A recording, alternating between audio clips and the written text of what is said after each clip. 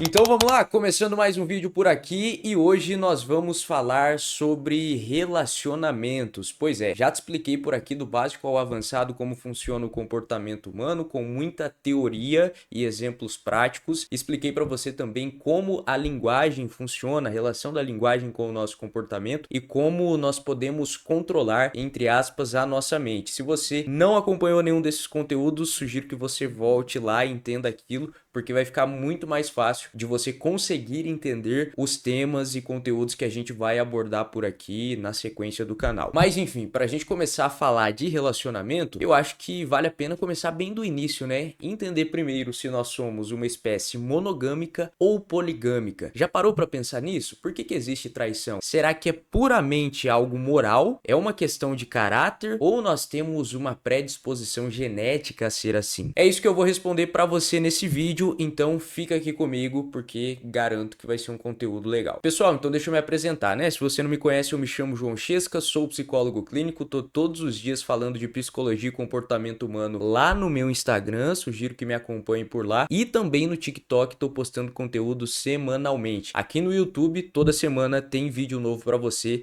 então já se inscreve aí também. Mas vamos ao que interessa, né? Todo mundo já conhece alguém que traiu, foi traído, ou pelo menos você já deve ter trocado essa ideia numa mesa de bar ou com algum colega. E o legal desse tipo de conversa é que normalmente nós não temos um meio termo, são dois extremos. Ou você tem aquela pessoa mais romântica, convicta de que nós nascemos para encontrar a nossa alma gêmea, logo a poligamia ou a traição é totalmente uma questão de caráter, algo moral. E do outro lado, temos aquelas pessoas mais céticas, ou será que são pessoas corrompidas moralmente? Fica aí a pergunta, né? O que você acha? Que são as pessoas que normalmente dizem o seguinte: não, o ser humano é igual a um animal, especialmente os homens, né? E na natureza, os machos são programados biologicamente para espalhar os seus genes. Então a traição é um instinto, o ser humano é instintivamente poligâmico. E a minha ideia aqui é responder isso para você, quem está com a razão. Por isso, eu vou te fazer um convite a não olhar para moralidade, para religião ou para outro contexto que não seja uma perspectiva neurobiológica. Nós vamos olhar para o que o biólogo Robert Sapolsky escreveu no seu livro Comporte-se. É esse livro aqui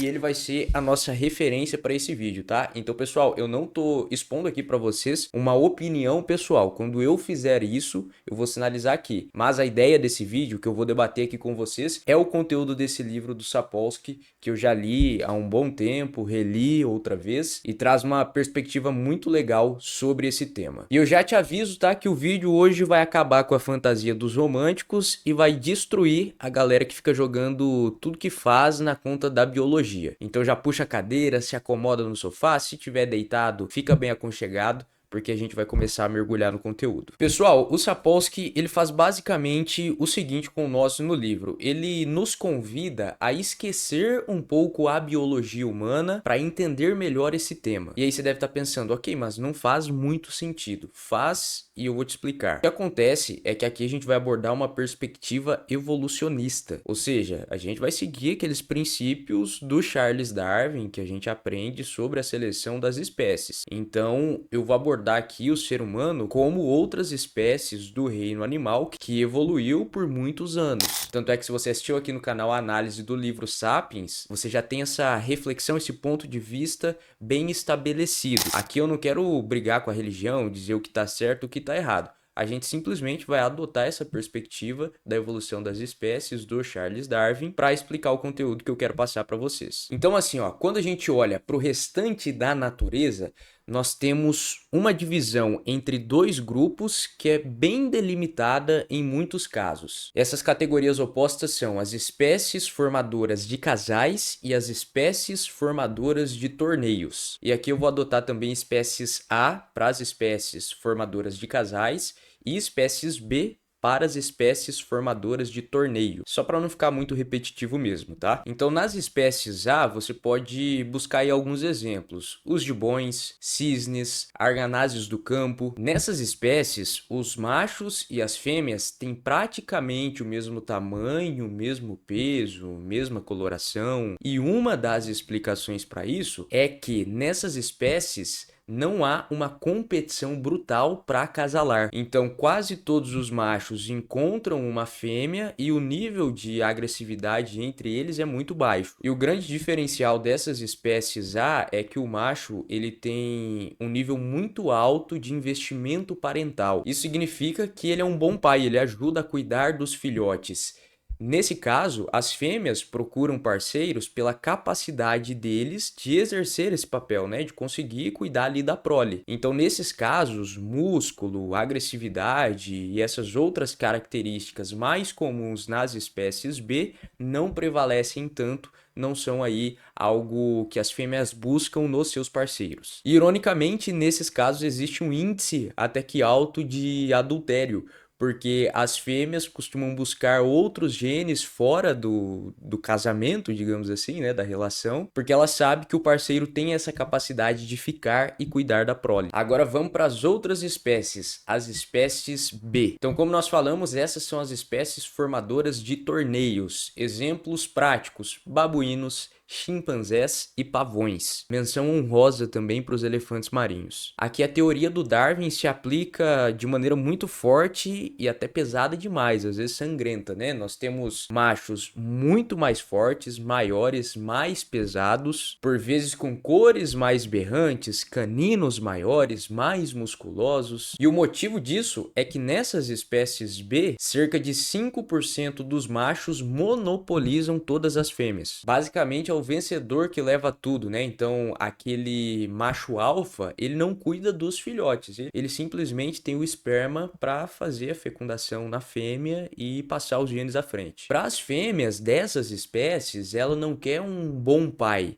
ela só quer bons genes. Justamente por isso, essas características de ser mais agressivo, musculoso, são a prova dessa genética. Então, como existe uma competição muito insana, os machos eles já evoluem justamente para ter testículos maiores, produzirem uma contagem mais alta de espermatozoide. A natureza funcionando como ela funciona. Se o animal é de casal, ele vai ter determinadas características morfológicas que adaptativamente vão favorecer que ele passe os genes à frente. Enquanto se é uma espécie predominantemente mais poligâmica, você vai ter outras características que adaptativamente vão favorecer que essas espécies passem também os seus genes à frente. Mas agora vamos voltar ao jogo para nós, né? Os seres humanos. Onde o ser humano entra nisso? Será que nós somos a espécie A ou nós somos a espécie B? O Sapolsky, ele diz mais ou menos o seguinte: olha, se um alienígena descesse na Terra, ele não precisaria ler os nossos poemas de amor, ver nossos anéis de casamento ou analisar as nossas estatísticas de divórcio. Para saber a resposta, ele só ia precisar de uma fita métrica e uma balança. E aí você deve estar pensando, tá, mas então se casais têm características morfológicas parecidas, eles são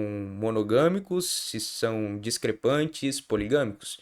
Não, não é isso. O que ele quer dizer é o seguinte: a nossa anatomia não mente. Se nós fôssemos uma espécie de torneio puro, ou seja, totalmente poligâmicos, os homens teriam muito provavelmente o dobro do tamanho das mulheres. Enquanto que se nós fôssemos uma espécie puramente de casais, puramente monogâmica, homens e mulheres teriam exatamente o mesmo tamanho. E não só o mesmo tamanho, né? O mesmo corpo, a mesma densidade muscular e por aí vai. Então, pessoal, ó, presta atenção aqui, tá? Não vai levar isso aqui ao pé da letra e achar que, se fulano é mais forte, mais alto, quer dizer então que ele é uma pessoa com tendência monogâmica, enquanto que se fulano tem determinada característica, essa pessoa tende a ser poligâmica. Não é isso, tá? Nós estamos dentro de uma mesma espécie, assim como a gente abordou as espécies ali, animais que dentro da espécie eles apresentam características bem definidas, então machos são assim, fêmeas assim.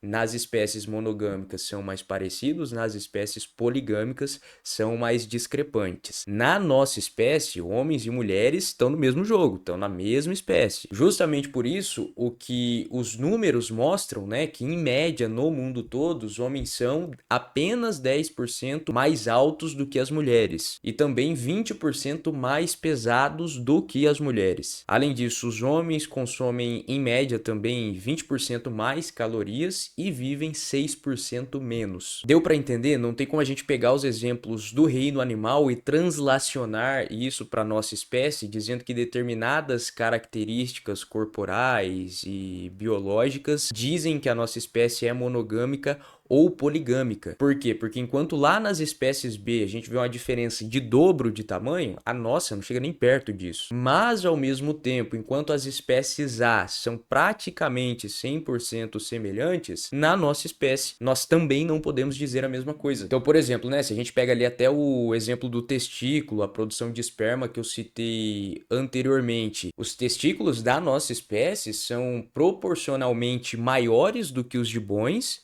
que são aí uma espécie monogâmica, mas são insignificantes se comparados aos dos chimpanzés, que são uma espécie poligâmica. Então, qual que é a ideia aqui? Que se a gente pega medida após medida, a conclusão da biologia é que nós não nos encaixamos em nenhum dos dois. Nós não somos tipicamente monogâmicos, mas também não somos tipicamente poligâmicos. Nós estamos anatomicamente, dentro das características que comentamos aqui, presos no meio do caminho. Só que, segundo Sapolsky, a prova definitiva dessa confusão não está apenas no nosso peso, na nossa anatomia. Ela está gravada no nosso DNA em um fenômeno chamado de conflito genético intersexual. Lembra das espécies de torneio onde o macho acasala e vai embora? O único objetivo evolutivo desse macho é que o seu filho sugue o máximo de energia possível da mãe para que ele tenha muitos nutrientes, consiga nascer, sobreviver e depois passar os genes novamente à frente. A mãe, por sua vez, ela precisa sobreviver, precisa frear um pouco desse roubo,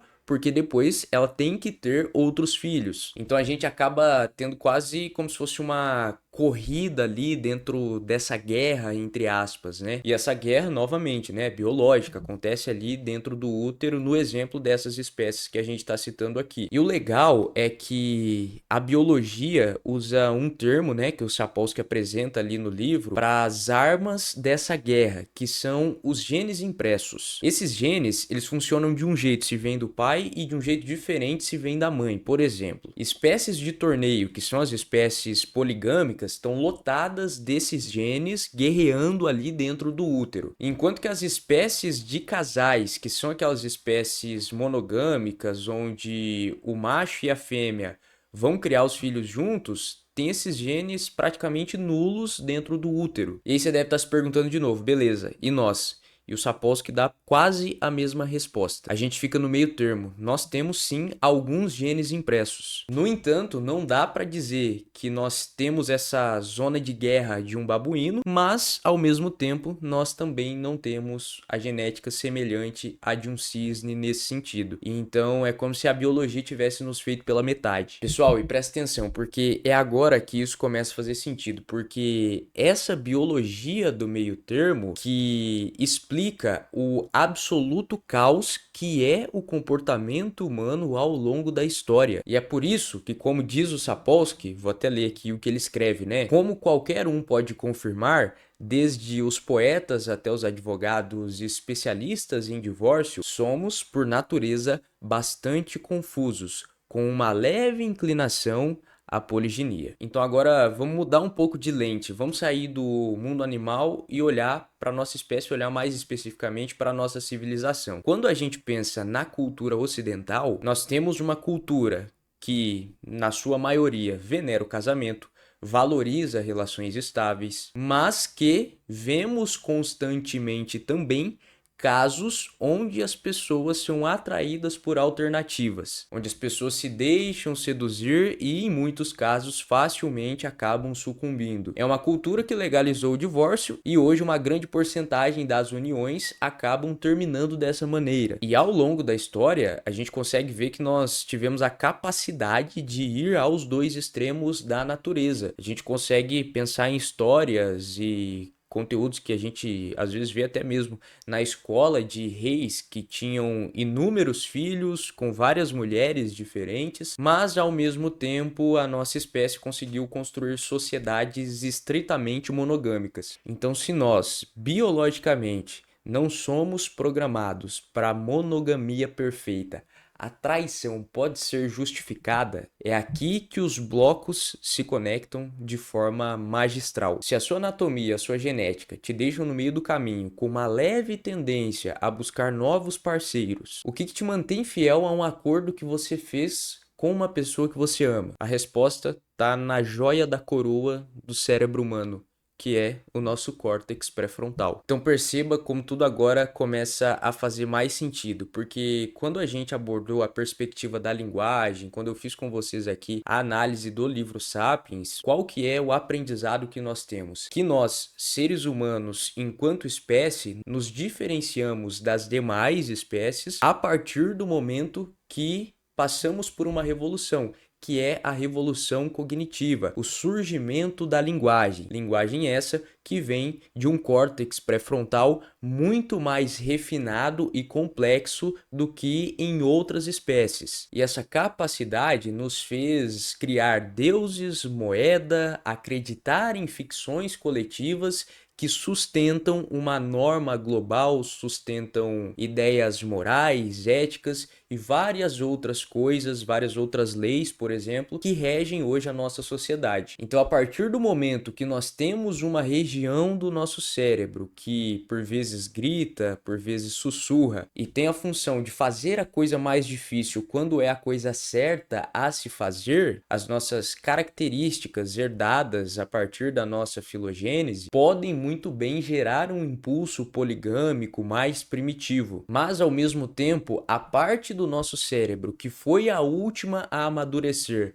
muito provavelmente porque evolutivamente é isso que permite essa região racional ser também a mais adaptada e moldada pelas experiências, tem o poder de inibir esse impulso límbico, esse impulso emocional mais instintivo, por conta de um bem maior, de um plano de longo prazo, do respeito ao próximo, ao seu parceiro, à sua parceira. E assim, por mais que nós, enquanto espécie, enquanto pessoas, podemos ter um córtex pré-frontal que não tem um controle inibitório tão alto, porque algumas pessoas têm mais controle inibitório, outras têm menos. Se a gente pensa em pessoas com características neurobiológicas, como um transtorno do neurodesenvolvimento, o TDAH, por exemplo, essa pessoa ela tem ali uma predisposição, né, neurobiológica a ter um controle inibitório menor do que pessoas que não têm essa característica. Mas ainda assim, dentro do contexto de que somos uma espécie comparadas às outras espécies, o fato de nós termos um córtex pré-frontal muito mais refinado é o que nos permite adiar uma recompensa momentânea em nome de um valor maior, talvez um valor abstrato ou um valor de longo prazo. Portanto, sempre que você ouvir alguém defendendo a tese de que nós, por natureza, somos poligâmicos, você pode dizer para essa pessoa que ela está ignorando a parte mais humana do próprio cérebro, que é o nosso córtex pré-frontal, a nossa capacidade de sobrepor as regiões emocionais e agir de acordo com o que tem que ser feito, mesmo que não seja a decisão mais prazerosa no curto prazo, mas sendo a melhor decisão no longo prazo, a gente tem sim essa região que consegue impor a sua autoridade. Então assim, gente, qual que é a resposta final? Não existe extremos, a gente fica no caminho do meio. A monogamia humana pode não ser ali o nosso estado de fábrica, ela não acontece no piloto automático. Ela exige sim um esforço cognitivo, um controle de impulsos, uma regulação emocional. Então, se a gente tivesse que resumir esse vídeo aqui em uma frase, eu diria para vocês o seguinte: a fidelidade, ela não é uma programação genética. A fidelidade é uma escolha diária do nosso córtex pré-frontal contra a nossa própria confusão biológica. Então, assim, gente, nós enquanto espécie, pensando em relações amorosas, nós somos um ser politendente, mas ao mesmo tempo vinculante. A gente gosta de variedade, mas ao mesmo tempo precisa também de estabilidade. E é engraçado essa perspectiva porque o nosso cérebro, ele é assim. Se você pensa ali no sistema límbico, se a gente aprofunda um pouquinho mais, chega ali no sistema dopaminérgico, a gente está falando de uma região do nosso cérebro que ama novidade, que ama recompensa, prazeres rápidos. Mas ao mesmo tempo, quando a gente pensa no longo prazo, quando nós pensamos na capacidade que nós temos de atingir objetivos, de sustentar comportamentos, de construir uma relação, de construir grandes coisas, a gente está falando de uma parte muito racional que exige muito desse córtex pré-frontal, que é o nosso maior poder frente às outras espécies. Então, assim, é realmente um tema que não existe resposta. Por isso, na perspectiva do Sapolsky, uma pessoa cravar que nós somos uma espécie monogâmica é tão errado quanto uma pessoa cravar que nós somos uma espécie poligâmica. Mas no fim das contas, eu quero saber de você. E aí? Existe poligamia? Existe monogamia? Qual é a sua visão? Quero que você comenta aqui para mim, porque depois eu vou ler os comentários e eventualmente posso fazer até mais um vídeo trocando uma ideia com vocês sobre isso. Pessoal, seria isso então. Aproveita também e deixa a opinião aqui nos comentários sobre a iluminação. Hoje eu gravei aqui com a luz do ambiente, a luz da tarde. Não sei como que o vídeo vai ficar, mas acho que a iluminação tá legal, tá bacana. Se não tiver também eu vou postar o vídeo igual. Fechou? Continue me acompanhando aqui no YouTube, se inscreve no canal para não perder nenhum conteúdo, me acompanha nas outras redes sociais, @JoãoChesca no Instagram, lá eu tô todos os dias trazendo vídeo para vocês, posts, carrosséis, story, aqui semanalmente no TikTok, com uma frequência legal também, pelo menos umas 3 vezes por semana. Fechou? Um abraço para todo mundo e até o próximo vídeo.